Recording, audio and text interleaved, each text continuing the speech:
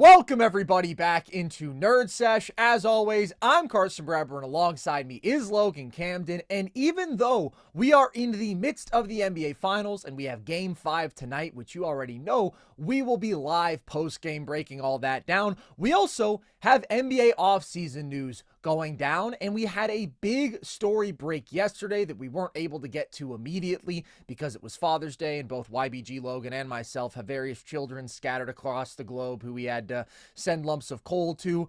But we've got to talk about it today. So we're going to do a little off-season check-in around the league, and we're going to start by talking about this Desmond Bane to the Magic trade. A very big move. Here are the details. Cole Anthony, KCP, 4 unprotected firsts, and a first-round pick swap in 2029 go to the Grizzlies in exchange for Desmond Bane. It's an aggressive move from the Magic, Logan, and let's start with their side on this. How do you feel about this move from Orlando's perspective? I felt like this addressed a really clear-cut need for Orlando first and foremost. This team was dead last in three-point percentage and three-pointers made in 2025. Like, it was clearly the biggest thing that they needed to add to. And we talked about this ad nauseum last offseason as well, Carson. 2 years ago, they were dead last again in three-pointers made, and they were just 24th in three-point percentage. So in the half-court, spacing has been one of the biggest limitations of this Orlando Magic offense. And Desmond Bane really helps with that, especially off the catch and as a floor spacer. He's been 43% off the catch the last 5 seasons. He's one of the best catch and shooters in basketball. He's one of the best shooters in basketball. Desmond Bane is going to help this team a lot out. But I think this speaks to 2 things about Orlando. One, I think that Orlando thinks that they are closer to contention than maybe we do. They really like their foundation. This team has an elite defense, and I think they are anticipating continued development from Paolo, Banchero, and Franz Wagner, their 2 young star wings. And so I think they think that maybe next year they could be right in the mix, ready to compete for a title when they feel like the East is wide open. The Indiana Pacers are the representative of the Eastern Conference right now as we speak. And none of us could have predicted that. Maybe somebody somewhere, I don't want to disrespect you, maybe you did pick the Pacers to come out of the Eastern Conference, but me and Carson certainly didn't. Boston is going to be beat up and injured next year. Who knows what's going to be the deal with all the other teams? So I feel like Orlando sees this as an opportunity to strike while the pan is hot and, maybe go on a run out of the East. That being said, I still do feel like this is an overpay for Desmond Bane, and I really do like this trade for Memphis. We'll talk about their sides of this. I agree with all of what I said. I think that this addresses a clear need. I think it makes the Orlando Magic better. But that being said, I do still feel like this is an overpay for a guy like Desmond Bane. It's a steep price to pay for sure. So let's really break it down for a second. It's 4 unprotected firsts. One of those is the 16th pick in this year's draft. Another one is going to probably be the Suns' first-round pick next year. It's kind of a complicated swap, but it's effectively going to be the worst of the Wizards or Suns pick. So probably that Phoenix pick. That could definitely be a top 10 pick. Probably will at least be on the fringes of that in a strong draft class. I just wanted to add, with the new lottery system, Carson, I kind of feel like every pick that ends up in the lottery, it's not equal because the odds are different, but like with the fluctuation between it, I feel like a lottery pick is just as valuable as another lottery pick because of the variability with where they could go. There's more variability than before. This is true, so it does make you a little bit more scared that maybe a pick that is 10th or 11th in lottery odds actually does end up shooting all the way into the top 4 or even winning the whole thing, which would be insane because next year we're going to have AJ DeBonsa, we're going to have Cam Boozer. Like, there's some really, really great talent at the top of that class. And then the other 2 firsts are just Orlando's in 2028 and 2030. So those are probably going to be picks in the 20s. I think we expect the Magic to be a rather good team later on in this decade and right now. And then the pick swap in 2029, I kind of doubt that ends up even getting used. So in totality, it's 4 firsts, one mid-round, one that is probably going to be, again, around that number 10 spot, and then 2 that I would expect to be in the 20s. That's a lot to give up. And you see 4 unprotected firsts, and I think immediately everybody's reaction is, holy shit, that is a ton of draft capital. And it is. It's a lot of value to give up for Desmond Bane, but there are aspects of this that I really do like for the Magic. First of all, as you said, I absolutely love the fit. I think it is a dream fit, but I also like Orlando getting off of the KCP and especially the Cole Anthony contracts. Those guys are making a combined $35 million. KCP will probably play better than he did this year. He is a 33-year-old guard, so I'm not super optimistic about him bouncing back necessarily. I just think he had a down shooting season. But Cole Anthony, I just think paying $13 million is an absolute waste. Frankly, I think that he is a zero. I think that he's a negative asset on that contract. Cole, a lot of games. I've been a big Cole Anthony fan. Cole's not even playable some games, man. Like, wasn't in the playoff rotation. Wasn't in their playoff rotation, and I had zero problem with that. So if you just think about the money aspect of it, paying Desmond Bane, a clear top 50 player, a similar amount to those two combined, that is a huge upgrade. And then, yes, it is painful to part with the draft capital, but the draft is a crapshoot. You go through and you look at the 20s every year, guys who get picked in that range. You are talking about 8 out of 10 misses, guys who probably aren't going to be starting caliber NBA players. So there's so much intrigue in the opportunity to get the guy to replenish your talent with youth. But at the end of the day, Desmond Bane is an incredibly sure thing. You want to take a leap now. Maybe you do see an opportunity in the East next year with Boston out of the mix. And you're taking on that sure thing who you know is a great fit, who you know takes you up a level. I do worry about that Suns pick coming back to bite them, because if that turns into a top 5 pick, I think that that's painful, and that makes this a really steep price. And then the other aspect of the price that gives me some pause for Orlando is just the potential opportunity cost of what if this package could have gotten you a better player? Because my first thought when I saw 4 unprotected firsts in a swap was like, how far is that from getting you into Devin Booker conversations, who's been the guy who I've always highlighted as like the dream for Orlando? But then the more I thought about it, I'm like, I don't think the Suns are going to trade Devin Booker no matter what. I mean, they seem to be just full stop not interested in those conversations. So all in all, the price definitely keeps me from loving this trade for the Magic, because it's a lot of capital to give up for Desmond Bane and all the things that I just laid out. But I still would call this like a B move for them if I were to grade it, because I think the fit is just that fantastic. I mean, you laid out why. You are dead last in pace. You are dead last in threes made. You are dead last in three-point percentage. You're 27th in offensive rating. This was an abysmal offense with abysmal spacing, with no creation alongside Franz and Paolo, an insane burden on them. Now you're adding one of the best shooters on the planet, full stop. This is a guy who can take 8 threes a game for you and make 40% of them. He's a weapon off movement. He is a weapon in transition as a shooter and scorer. That's exactly what this team desperately needs. Bane was 13th in the league in transition points per game this past season. He was one of just 18 players to shoot 39% or better from deep on at least 6 3-point attempts per game. So that elite off-ball shooting is the biggest need for this team. It always has been. Their spacing, their lack of shooting has been a joke, especially from their guards. I mean, just struggling to find guards who can bring them any positive offensive value has been a huge issue for Orlando these last couple years. Now they have a guy who is a seamless off-ball fit alongside Paolo and Franz, but also they have needed more actual ball handling and creation, secondary, tertiary ball handling, more playmaking in this offense. Desmond Bane absolutely provides that. This is a guy who's averaged 5.5 assists per game over the last 2 years. Really effective pick and roll offensive player, even though he's not going to do it with crazy volume or crazy efficiency. Just he can stretch the defense out so far with his shooting threat. His range is that lethal that he doesn't have to make super advanced reads to be able to draw that attention as a scorer that enables him to enhance others as a playmaker. So he just checks so many boxes for them and really single-handedly makes them so much better. The elite shooting, the legit secondary ball handling and playmaking, and he's a very legitimate solid defender, which is huge because that's obviously Orlando's calling card. You can insert a guy who brings everything you're looking for offensively and is not going to in any way be a target defensively. that's just a dream for them at shooting guard. So the price is one thing, and it's a lot, but I very, very much see the vision with them being aggressive because I think that Bane is that excellent of a fit here in Orlando. You talk about them maybe seeing an opportunity in the East. With this move, where are they in that hierarchy out East to you?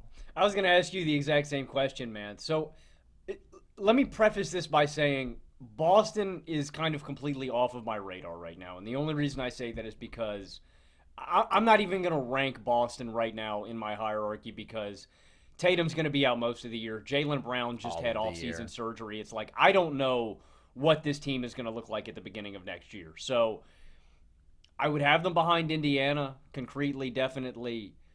At this point, I still think I prefer New York. I definitely still prefer Cleveland. But after that, I would be okay with slotting in Orlando in that 4 or 5 spot. They're on similar footing to Detroit to me right now. Interesting. I think they skyrocket well above Detroit with this move. I think Detroit's going to be really, really good next year, man. I think that there's still a major burden on Cade to create, but let me be clear, I would have Orlando above Detroit, but they're next to each other to me, and they're very, very similar. The Desmond Bane move is a good one for Orlando. Taking away what they gave up, if we just look at the acquisition of Desmond Bane, it's a really good talent acquisition. They still need more. I really like Anthony Black.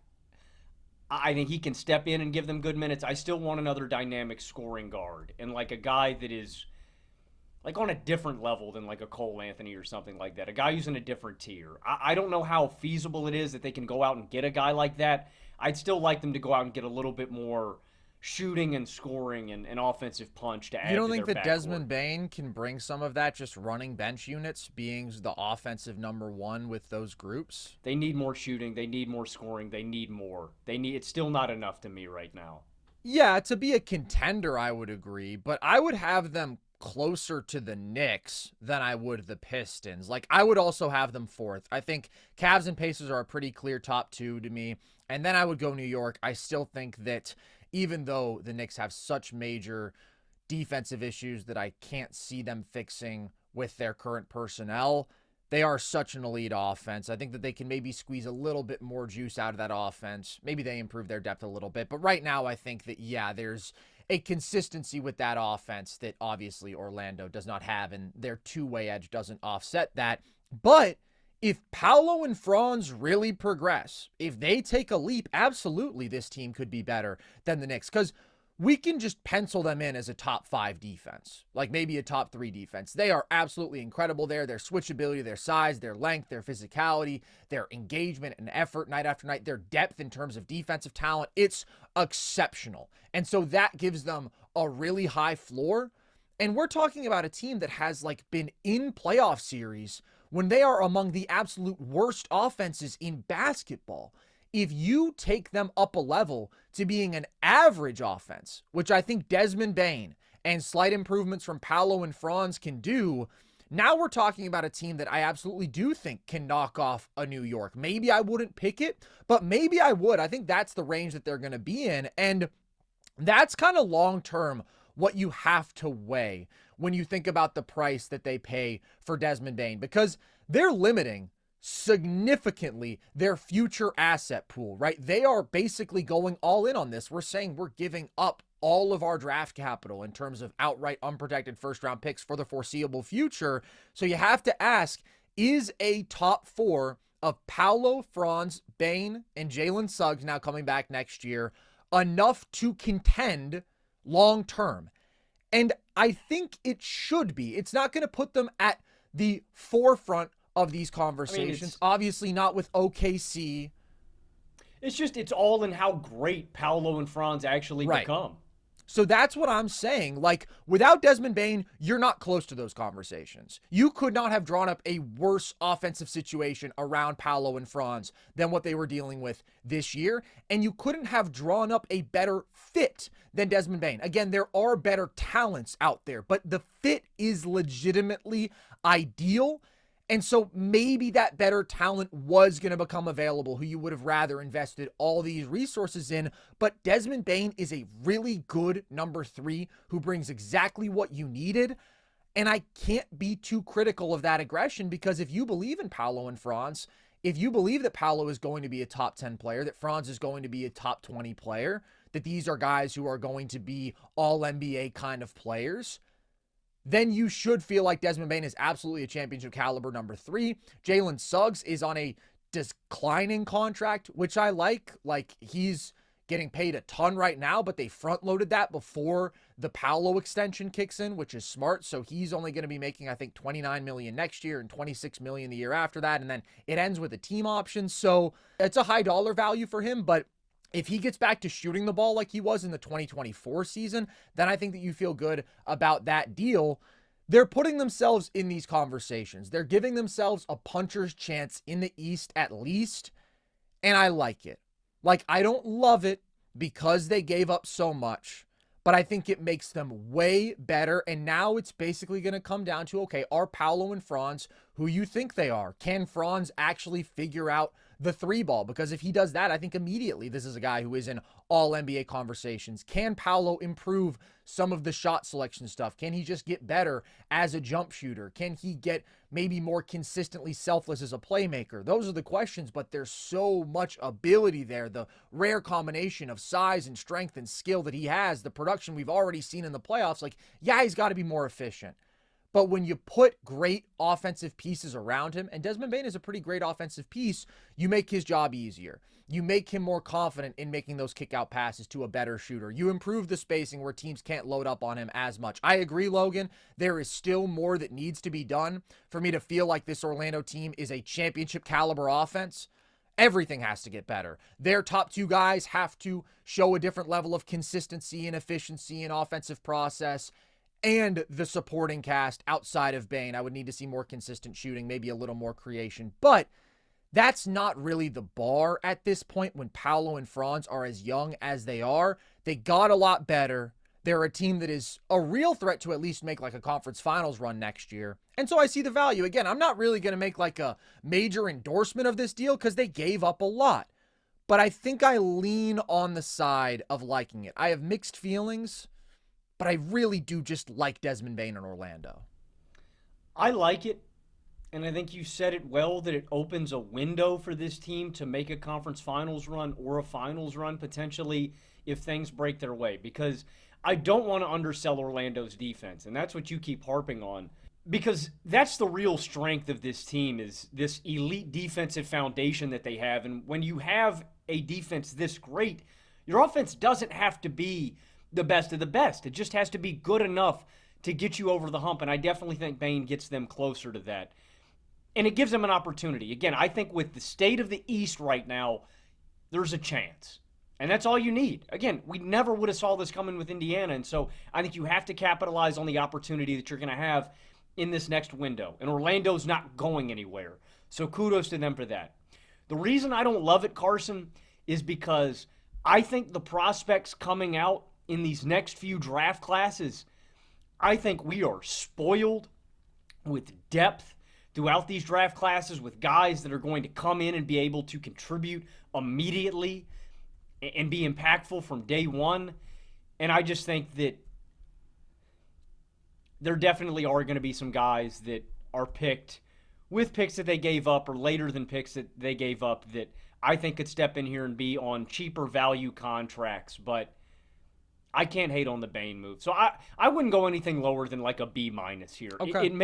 It may be an overpay, but it's a sure thing.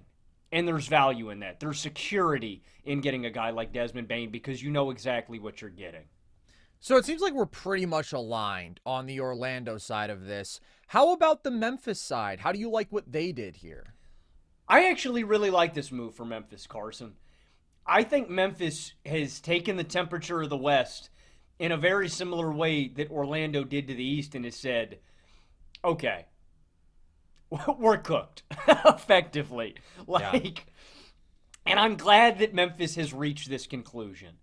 So I don't know what this means on the horizon for Memphis. I don't know if this means that they're going to slow roll Ja. We're going to put Ja on the fishing line and cast him out there. I don't know if it means that Triple J is going to be. I think everything is on the table for Memphis. But I like the fact that they are accumulating and acquiring future assets to just give them more flexibility as they move on. I think they have realized we are not winning a championship with this core, so why are we going to pay a guy like Desmond Bane $30 million? It doesn't make sense. If we felt like we were really close to contending and winning a title, you hold on to a guy like Bane, but they still feel like they're far away. And that's where I think they are. I think this is a team that is going to be stuck in the 5 to 10 seed range, for the next couple of years. And so, like I said, I don't know what this means for them long term, if they are going to completely overhaul this roster and move off of their stars, which I probably think is the right decision. Break this thing down and try to rebuild it back up. But like I said, they've given themselves flexibility where if they want to tear it down and continue to stack more and more future assets to build for the future, they can. But if they feel like another star is on the table, even in this offseason, you were talking about it with Orlando's options if they wanted to go out and get a guy like Devin Booker.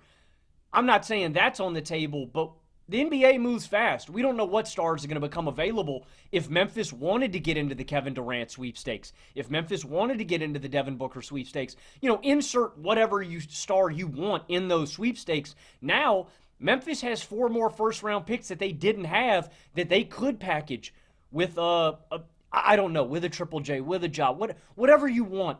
They now have a more intriguing package where they could punch up to go and get another star. So I just like this for Memphis's flexibility, and I think just looking at this as a straight asset swap, I think they got incredible value for Desmond Bane. So I would give them a B+ to an A. And looking at this through a different prism, Carson, even if they stand pat, I like KCP still as a player. Like, obviously KCP isn't Desmond Bane, but he can still give you great rotation minutes. I know this was a really bad year for him in Orlando. I expect him to be way, way better. So I really like this for Memphis, and I think this gives them incredible flexibility moving forward.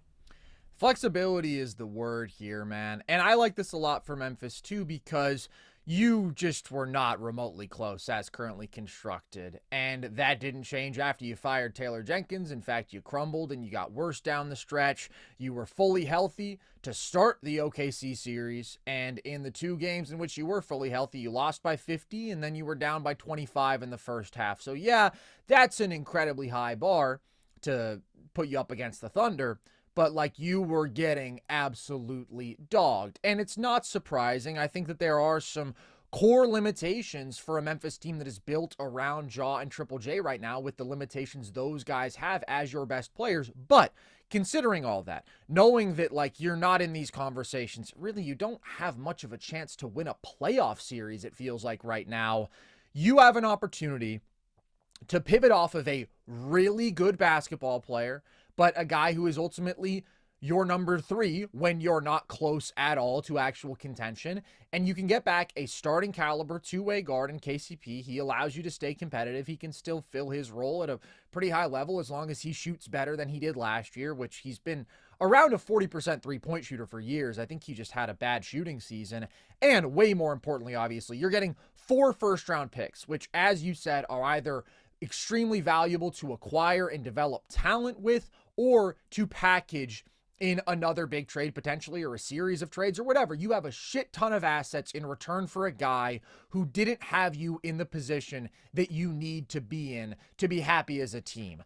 You talk about the options they do have. It sounds like they're not going to deal Ja or Triple J. That's the reporting today, at least. But if they did want to pursue like a hard reboot like that and just get an insane amount of picks, I really couldn't be mad at that, because like I said, I do think that there is a hard ceiling on a team built around Shaw and Triple J, unless those guys get significantly better. But the number of assets you could get, I don't know about Ja, maybe because some of the questions, but I still think that it seems like a lot of people around the league are higher on him than I am. Like, you're talking about still a number of first round picks. Triple J, you would get a ton for. I wouldn't feel like I needed to stay attached to either of them just because of my skepticism about them in their roles right now.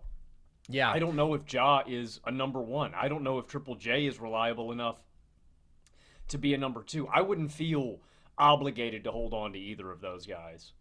It does seem like they're going to extend Triple J, and maybe part of this move was clearing a little bit of cap to do so. Luckily for them, he didn't make All-NBA this year, even though I thought he deserved it, but that's nice just because that means he doesn't get the Supermax, so I think he'll be a lot more comfortable with the dollar value that he's going to get.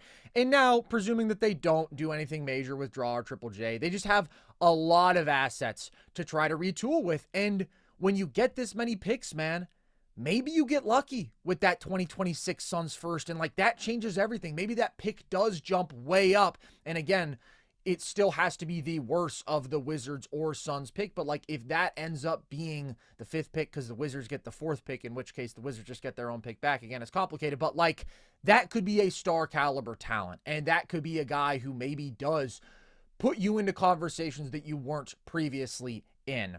Again, a lot of this does come down to, okay, Ja and Triple J have to be a good bit better. I mean, Triple J just has to develop as a passer. It would be nice if he could have a little bit more to his offensive game than just straight up mismatch attacking, because when he goes up against an elite, super switchable, super physical defense like OKC, which we saw, that was a real struggle for him. OKC is the best defense we've seen in a long time, but nevertheless, some of his offensive struggles were not surprising. They were not unpredictable. And then Ja, there's a lot in terms of availability. Obviously, the shot not improving whatsoever, him being a very ball-dominant offensive player, but does he justify that sort of ball dominance when he's not leading to great team offensive results, him being so limited off ball and as a catch and shooter? Like, these are all issues that I have with Ja that I don't really foresee getting better. But Memphis feels differently, and so it's like, okay, if you want to run it back with these guys, clearly at least some change was needed. And I like Desmond Bane a lot, but if you can get this haul to move off of that guy when you know what your ceiling is, like, why not do it and now at least open up a bunch of options for yourself going forward? Yeah, I would if I was Memphis. I would be okay with moving off of Ja and or Triple J. More so Ja. I just don't think Ja is that guy offensively, and with his attitude stuff and with some of his personality stuff, man, like I don't know if some of the disrespectful stuff he's been saying about other players, like I think about building a champion around him. And one, like on court, I think it's hard, but two, like I don't know why guys would want to go to Memphis and go team up there. And so I do think long term, I think that's probably for the best, man. And it's a tough pill to swallow, but Memphis has kind of been treading water? I don't even know if treading water is the right. Spinning their tires in the mud. They've just been stuck. You know what I mean? I mean, regressing, if anything. Like, at least in 2022, they won a playoff series. They haven't since then. They've consistently slid back in the standings. 2024, obviously, they just got fucked by injuries. But this year really was a huge disappointment for them. To end up the 8th seed and get swept in the first round. Like, I've never been super high on Memphis. You can go back to our shows from 2022 and 2023. I just always had fundamental concerns about their half-court offense. Always had my frustrations with both Ja and Triple J. But there were a lot of people who were like, hey, this is the team that's up next in the West. Ja actually told everyone that they were fine in the West. And to have accomplished literally nothing. I mean, one playoff series win, and now 5 years when they've been in these conversations, they're stuck. They've been very stuck. And at least now they changed something up. And they got a lot of assets back. There's more offseason news, though, Logan. That was the big one. But the ongoing storyline, which will probably continue to be one and has been for months, is Kevin Durant presumably going to be traded. And now we have reporting on his preferred destinations, which are the Miami Heat, the San Antonio Spurs, and the Houston Rockets. Out of those options, Logan, which would you most like to see? And which do you think is the most likely landing spot for KD? All right, work through this with me piece by piece, Carson. Okay. Miami makes absolutely no sense. Yeah. Zero. That's just a pure destination. I want to be in Miami. Like that I really is hope KD that is in happen. he is in his grandpa, I'm going to the beach and kicking my feet up arc. This is retirement home. I'm going to kick it at the beach. I concur. I think if Miami made this move, there would have to be a concurrent move lined up after Kevin Durant. There is no, like, it's got to be like a LeBron, D-Wade, Bosh thing where the KD domino falls and then that triggers something else. There's something waiting in the wings. So if Miami makes that move, there's no way that's the only move they make because this team is not close to real contention and there would be way too much of a burden on KD's shoulders to be the number one. And let me be clear about something. I don't mean that Kevin Durant at this stage in his career can't be a number one on a team. Obviously, KD, in my opinion, in his ideal role at this stage in his career, is the best number two in basketball. So I think Miami is a pipe dream unless they have something on the back burner for when KD comes to town. I agree. I don't think that it really makes any sense. And in terms of something that they could have on the back burner, I don't know who that would be. I don't really know what that package would look like. I mean, they do have intriguing young players with Khalil Ware, with Jovic. I think those are the two guys. Maybe Jaime Jaquez has some value, but they don't have a ton of draft capital. They basically just have most of their own picks under control. They're so far away. I really don't see it. I really don't like it. I think this is just kind of the obligatory stars always include Miami because Miami's a fun place to live and a good market. But no, I don't like this. And that's another great point, Carson, is you're thinking about the assets that you would have to give up to go and get KD. And then it's like, well, who the hell is he playing basketball with? Yeah, it would be contracts to match. So they definitely throw Rozier in there. And I presume they would throw Wiggins. And then it would be a couple first from there, but like that package is not going to be the most compelling that they're going to get. They probably do have to include a young player with that. Maybe it is Jovic. I just don't see it. That seems like a major long shot to me. Major long shot. There are a number of teams who I would consider before Miami because like KD has his list, but the Suns don't have to like honor that. They can say, okay, we want to get Cat from New York. They can say, okay, we want Minnesota's package. And like, I think those make more sense for both parties than whatever Miami's going to put on the table and where they're going to be even after a KD trade. I completely agree. San Antonio to me makes more sense, but I still don't know if it's worth it disrupting this timeline. I think this core is still really young. And I think if you were going, even Fox is older. And I'm still really intrigued to see what Fox and Wemby look like together because I think that's going to be one hell of a duo. But again, you're going to be sacrificing young assets. I think this core is developing and is still young and is improving. And this makes you better.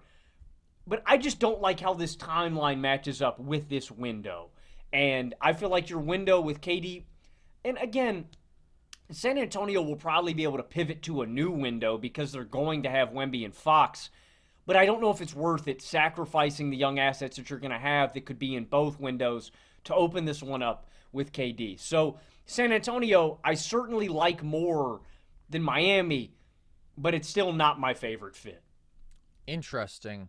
I do like San Antonio a lot. And the reason I like it a lot is I don't think you really are compromising a future window very much. Like, let me pitch you a package for Kevin Durant, and you tell me if you would be interested in this if you're the Suns. Yeah, rub those hands together, buddy. You're going to like what you hear. Actually, maybe you won't. It's not really that astounding, but I don't think the KD is going to get an astounding package considering his age. There's only 1 year on the deal left, and then you have to pay him out of pocket. Here's my idea. Spurs send Keldon Johnson, Harrison Barnes, Jeremy Sohan, the 14th pick this year. Oh, no, that's not enough. That's not enough. And the 2027 Hawks first. I'm sorry. What? You Okay. got to give me Castle, man. You got to give me Castle. For 1 year of Kevin Durant? Why are you so convinced that it's only going to be 1 year? Well, Just I because think that's that they his would current pay him. contract? I'm saying Yeah. that's what the Suns have him under control for. Other than that, he's no longer your asset. I can pay him myself. I mean, Keldon Johnson, and what pick am I getting? Yeah, the players are really insignificant. I mean, I'd have zero Can I get issues parting with any of them if I'm the Spurs. You're getting the 14th pick, and then you're getting what would probably be another mid-round first in 2027 from the Hawks. Vassell? I would be willing to give up Vassell. That makes the contract stuff a little bit different because he's getting paid a little bit more than Keldon Johnson and Harrison Barnes. But yeah, I would not be married to Vassell if I'm the Spurs. I'd be okay with that. I'd rather keep him, though. Definitely. But that's why Houston makes the most sense to me, because I think Houston is the total package. One, I think it fits timeline-wise. This defense is one of the best in basketball, and this team is ready to compete, and Kevin Durant addresses the one and overwhelming glaring red flag and big need for this team, and that is a guy who can put the ball in the basket reliably, and he fits. And that's his one job, because everybody else here can play defense and go hard and do all that. KD, we just need you to serve buckets. He's one of the best bucket getters in NBA history, and I don't care about his age, man.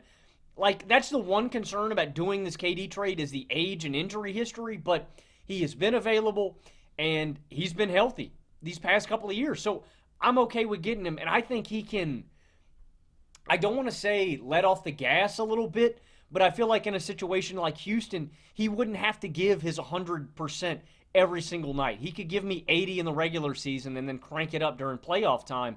But this team is ready to compete, and I think KD is the exact kind of player that puts them in that championship bubble contention level. But more importantly, the Houston Rockets have an abundance of assets to give up without compromising their depth or their future. Like, I can throw you Cam Whitmore, Reed Shepherd, a boatload of first-round picks. I could give all the Suns first-round picks, and I'm not even affecting my rotation at all. Now, obviously, you got to make the money work, so you're throwing in a Van Vliet or a Dylan Brooks or something like that. But and those guys are like non-starters for me. I don't even care. You guys can have those. You guys can have Dylan Brooks. I'll give him away. Get him off my team. But that's the really important part to me about Houston is they're ready to compete. KD fits this team like a glove, and they have a boatload of assets to throw Phoenix where I think they can give them the best deal without compromising anything they've got going on in the future. And this is still, hell, I mean, maybe you just give up Jalen Green with some first, and then you call it a done deal and be done with it. I don't know. I think Houston has a lot of avenues. They've got a bunch of different packages they could throw at Phoenix, and I think they fit. So, and KD's having a little bit of his, coming home tour. He played college basketball at Texas. I like that storyline for it too. Houston is by far my favorite destination for KD, and I think it is mutually beneficial on both sides, Phoenix and Houston both. It is worth noting San Antonio also, a Texas team. For sure. But I'm getting Harrison Barnes in that trade, man. Okay, you really just got to think about the picks. That being said, the picks that Houston can send back are better. I don't think any team is attaching more than 2 firsts for KD, all things considered, the circumstances that I mentioned. But if you're getting those 2 firsts back from the Rockets, they're your own 2025 and 2027 firsts unprotected, which are more valuable. And it's the 10th pick this year. In a couple years, I don't know, maybe the Suns are looking better, but probably not. It's probably going to be around there again. And then I have another mock trade here. On top of that, I feel like it's probably Van Vliet and like Jock Landale, and maybe you add in Cam Whitmore. Holy shit, dude. Really? 2 firsts? That's not bad considering you're going to lose KD in a year anyways. But they could include Jabari. I wouldn't want to. Jalen Green, it's like, yeah, obviously, but do the Suns want him when they have Devin Booker? Are they going to want to pay Jalen Green $35 million a year? I think Matt Ishbia would be dumb enough to do it. I don't know. I feel like he'd rather be like, give me the gritty, undersized championship point guard win now, Fred Van Vliet for $40 million. We'd rather pay that. That's the thing. I just don't think that Jalen Green is, first of all, a good asset to begin with, but especially probably not to the Suns. But hey, if they want him, I'd gladly give him up. And if they do part ways with Van Vliet, then it's like, all right, I guess we're rolling with Point Amen now. Let's see what Amen can do for us at the point. But they just do have so many different avenues. And KD would be such a seamless fit. He would be so great. We've talked about it ad nauseum, but like that true upper echelon offensive number 1, that guy who can create effortless, efficient half-court offense and make them a respectable half-court group.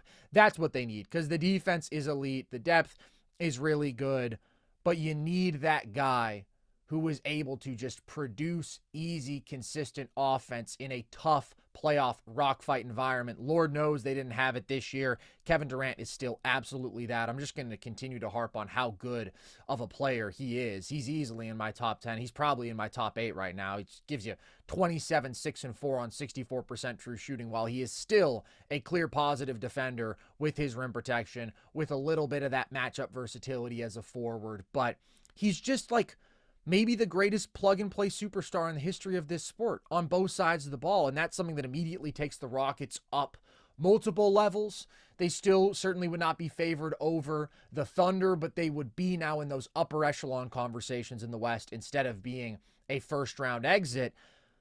I like the Spurs a lot, though, too, man. Like, if I'm the Suns, I prefer the package the Rockets can throw me, probably. But what if the Rockets don't want to throw them that package? Because right now the reporting is it's more likely he goes to the Spurs. That's what people seem to believe is the most likely outcome. And seeing him with Wemby, man. That'd be so gnarly, man. Oh, that my would be gosh. sexual, dude. And they could do it at the very least while keeping Dylan Harper, keeping Fox. If they did have to part with Castle, I'd be okay with it, but then, I would want to give up a little less elsewhere. They get Harper and KD in this? You're not giving up the second pick. No chance. I'm with that. I mean, if I'm the Spurs, I'm doing that in a heartbeat. If all I got to give, I like Castle a lot, but I love Dylan Harper. Okay, keep in mind I'm not even giving up Castle in my proposed trade, and I don't think that they would have to. But if they are really competing with the Rockets and other packages and they have to sweeten the deal, I do think that Castle is talented. At the end of the day, he is number 3 in my hierarchy of downhill athletic point guards for the Spurs. And it's really not close for him versus Dylan Harper. I would have Dylan Harper as a higher priority than De'Aaron Fox. I think that he aligns better with the timeline, and I think he's going to be better. But it's that surplus of dudes in that archetype that makes Castle a little bit more expendable for San Antonio, in my opinion. And maybe that is what they have to do to one-up the Rockets. But if they can, I would still do it, man. I think that, again, KD would help them defensively. I think that rim protection duo with him and Wemby would be nuts. That amount of length and size in the front court would be insane. And then to have a guy who is so lethally efficient offensively, who improves your spacing, who is an elite pick and roll scorer, just his versatility is absolutely absurd. On ball, off ball, playmaking plus defense.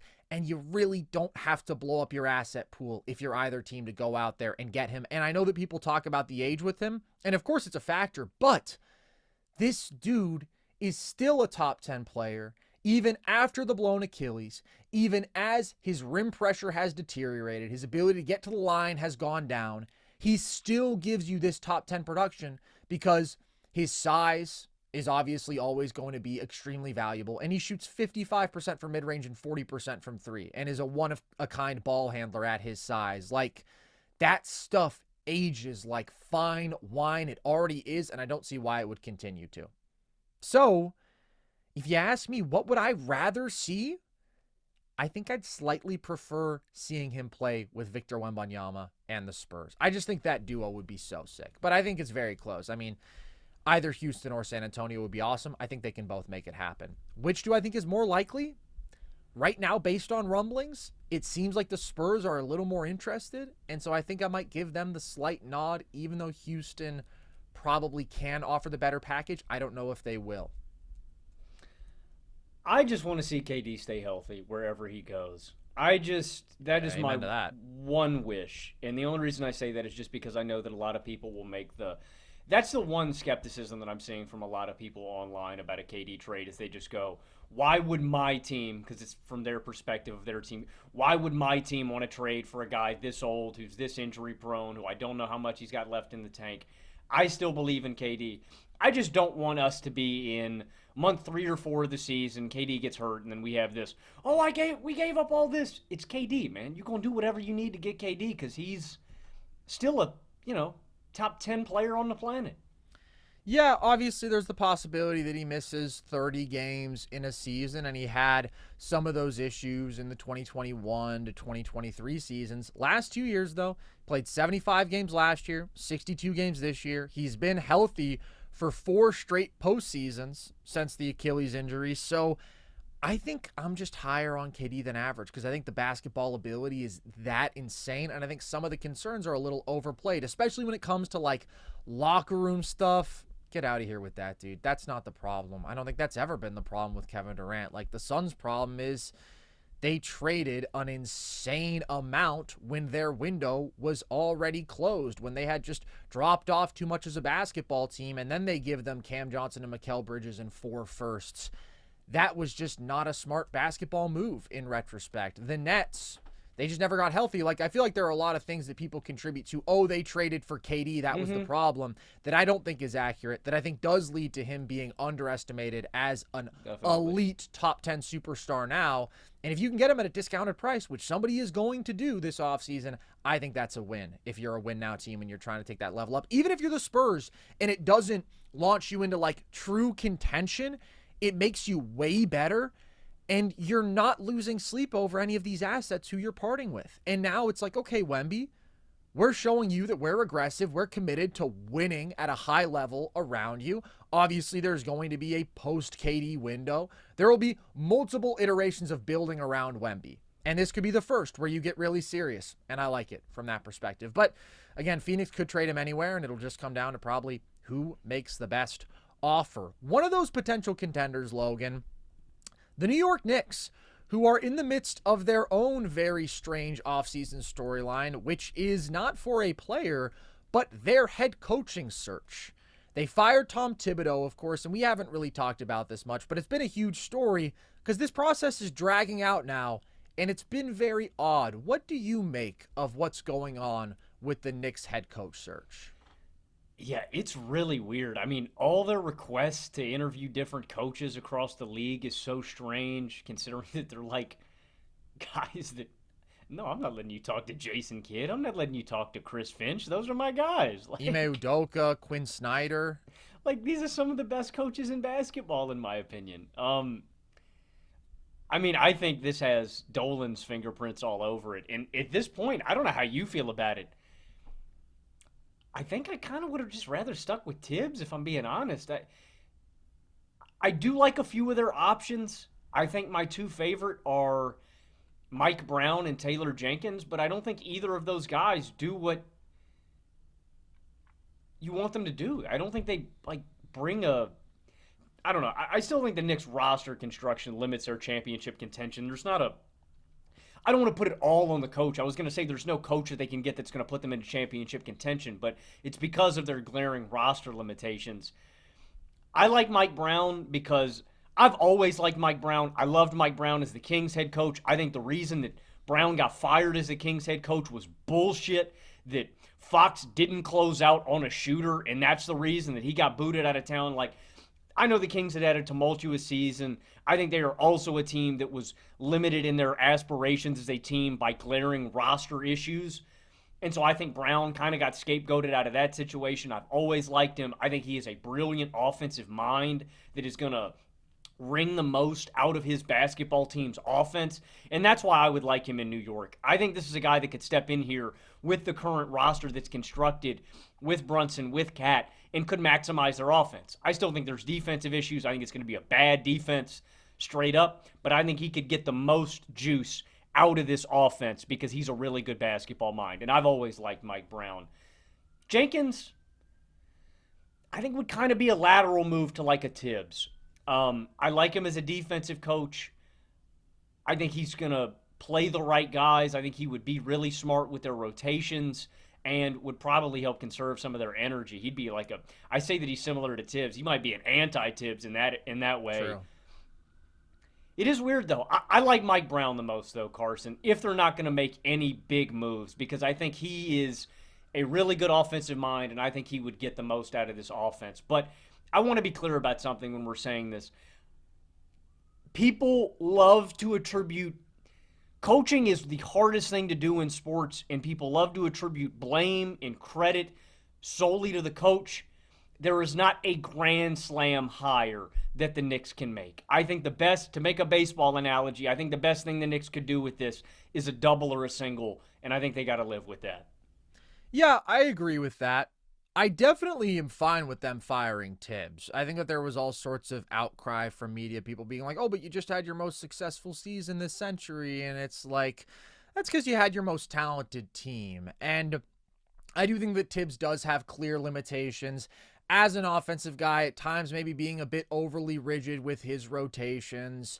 I didn't think that he made the right change in the starting lineup when he did move to that, taking Josh Hart out. I thought it should have been Deuce McBride over Mitchell Robinson. So I understand people having their issues with Tibbs. I think some of the stuff is unfair, like when people criticize him for not playing Landry Shamet more or DeLon Wright more. I'm like, hey, I give the guy credit for turning to those players at all. And then some of the offensive stuff I do think is just sort of inherent to their personnel and Brunson's play style, and that's part of the reason that there's a lack of real creativity in this offense. But my presumption is that they want to find a coach who is going to inject a little bit more juice into this offense. I think the defense really is what it is as long as they have Karl Anthony Towns and Jalen Brunson. I don't see an opportunity to improve there. And that's the major problem, because you can nitpick the offense. The offense was top 5 this regular season. They had like a 118 offensive rating or something versus the Pacers. They couldn't win that series because they couldn't get stops. And these are all points that I think are important to emphasize because, like you said, Logan, so much of this is roster construction. It's not about the coach. But I also don't think that Tibbs did a very good job, and I'm fine with them moving on from him. But if you are going to do that, you have to have a plan for afterwards. You have to have a clear vision that you believe in, that you can sell your organization on top to bottom, your players, and your fan base. And instead, it feels like they're just throwing a bunch of darts blindfolded, bro. You're going after Ime Udoka, Chris Finch, Quinn Snyder, Jason Kidd. Like, are you insane? That's not how the NBA works. You can't just pull away head coaches from their jobs. Their teams literally have to consent to you talking to them, and why would they ever do that? Like, that's just such a weird New York hubris that is very concerning to me, that makes me think like they're detached from reality in some way, and they really didn't know what they were walking into this offseason, what was actually going to be available to them, and what would be reasonable for them. So that's really my concern here. It's no problem with firing Tibbs.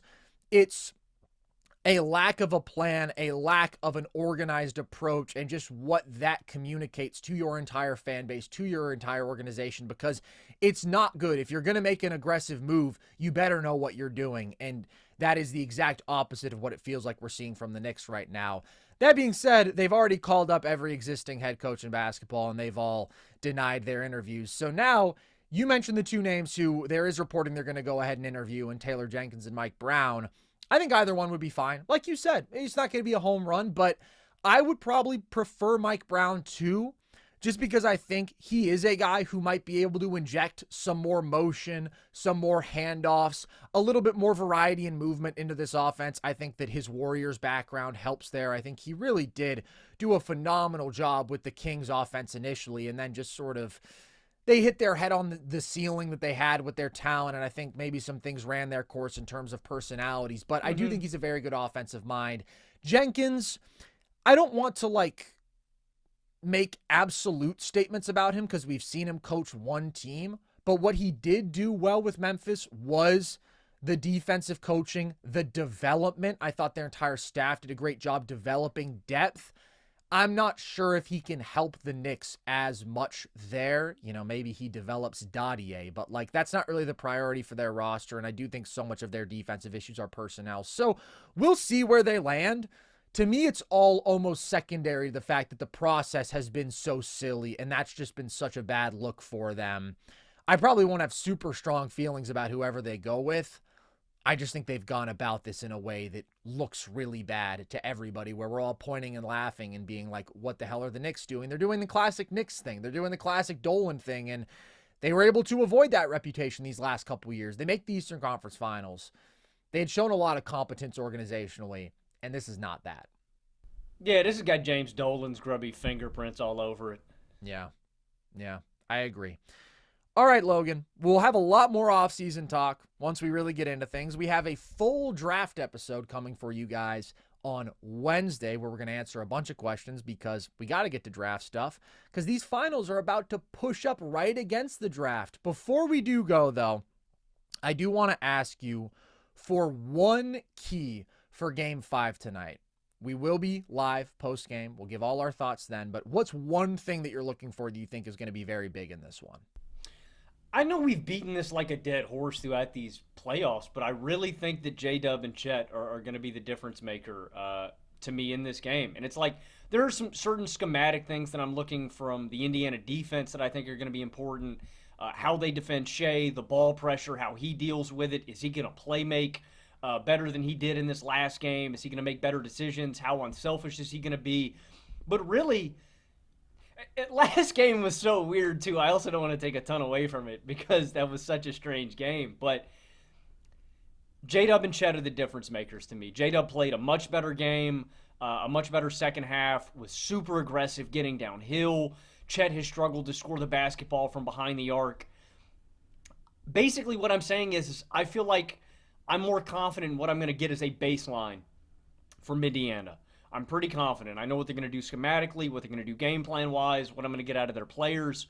And there are some variables there, too. I think Miles Turner needs to be great. I think Nembhard needs to be great. Siakam and Halliburton, obviously. But to me, the two big guys that swing this series are going to be J-Dub and Chet, and specifically what we get out of those guys offensively. And so is J-Dub going to be aggressive? Is he going to be getting downhill the way he was last game? Is he going to be knocking down mid-range shots?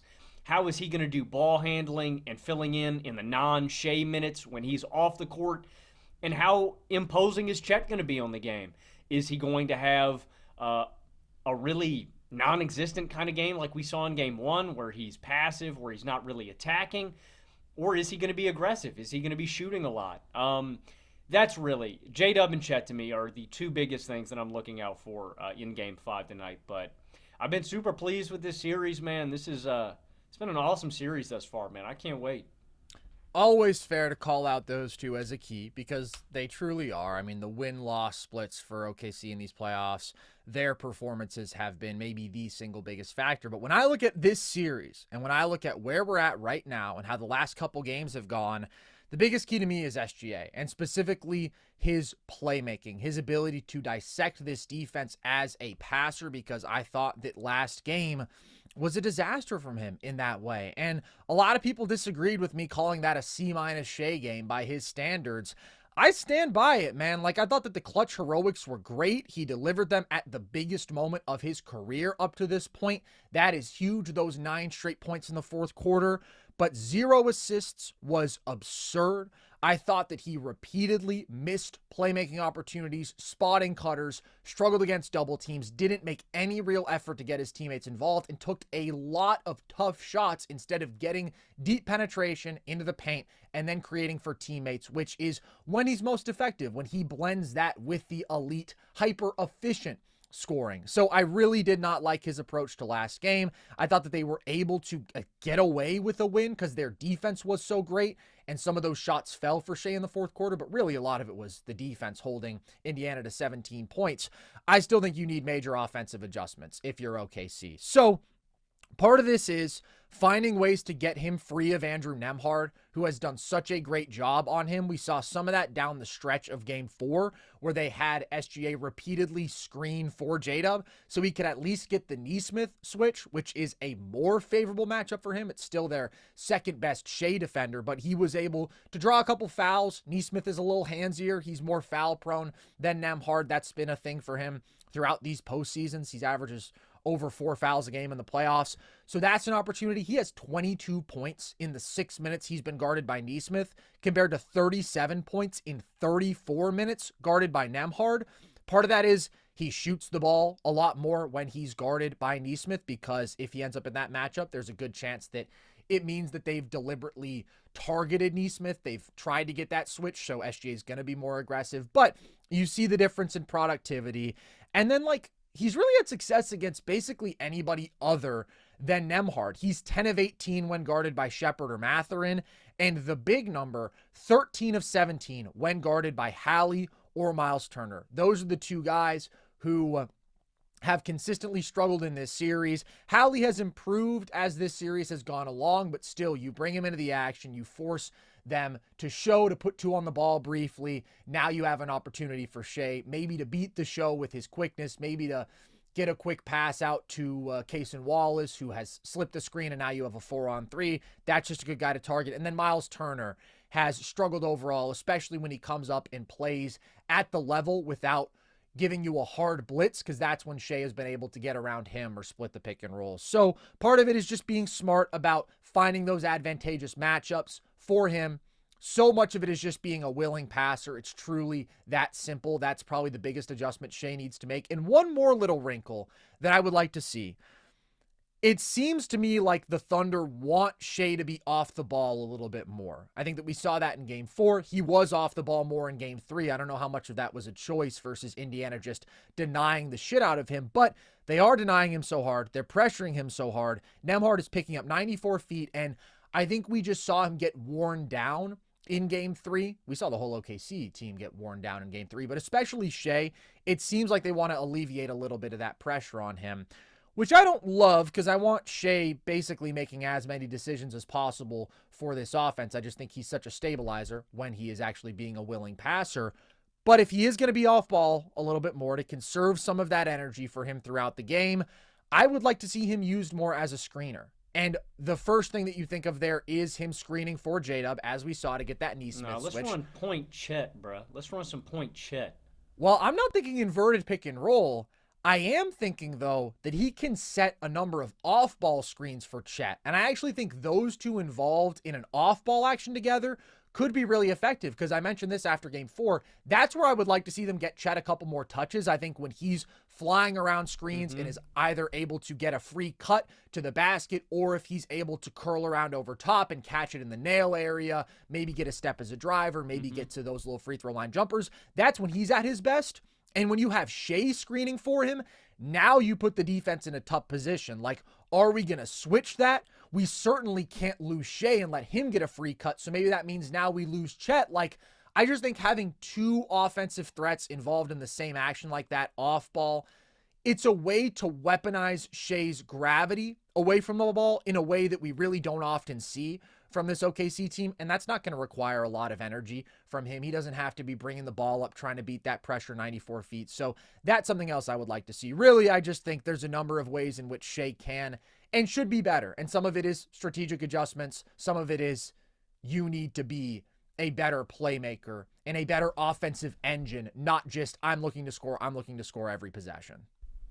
I really like that. My only concern with that is just J-Dub dealing with that consistent ball pressure and how his composure is going to be early in this game, because that's been the one thing that I've been disappointed with J-Dub in, is just he's looked a little bit flustered and overwhelmed early in these games, not fully comfortable, making mental mistakes that are just uncharacteristic from him. And again, just dealing with the ball pressure as the lead ball handler, because that's not his primary role, where I feel like Nembhard can really disturb him and get up in his dribble. So I like that, but J-Dub also has to pull his weight with that. But I'm surprised, man. That's the one thing that I've been disappointed with Dagnall in, though, Carson, is there's not a lot of deliberation with the offense. There's not a lot of detail. There's not a lot of actions like that in general. Yeah, where I think that they could, 100%, where I think they really could do some damage if they did something like that for Indiana. I'm hoping they make that adjustment in this game, because I think the OKC offense can be a lot better. Absolutely, and I agree with your point about J-Dub having to deal with that ball pressure. My thing is, they're already giving him more of a burden there, more of a responsibility. So if Shai is going to be off ball, let's find effective ways to use him, to either put him in an advantageous position or put a teammate. Because J-Dub, his scoring efficiency over the last two games has been pretty good. I think he's at 57, 58% true shooting when he's giving you 26, 27 points. You should be happy with that. I still haven't loved the games he's played. I think that they've been solid J-Dub games for sure, but he also hasn't been impactful as a playmaker. He's only got 6 total assists. And the big issue has been the turnovers. He's got 8 turnovers in these last 2 games, and there are some possessions where he is sped up and the pressure really does get to him in a way that it just doesn't to Shea. So that's where, like, I do want to entrust so much of the responsibilities of running the offense to Shea, but they can't do that for 42 minutes every possession just because he would wear down. So be selective with when you do have him off ball and try to make the most of those possessions. Ball's got to move more overall for OKC. They have to have more three-point volume. It's got to be less one-on-one tough shot making from J-Dub and Shea over and over again every possession.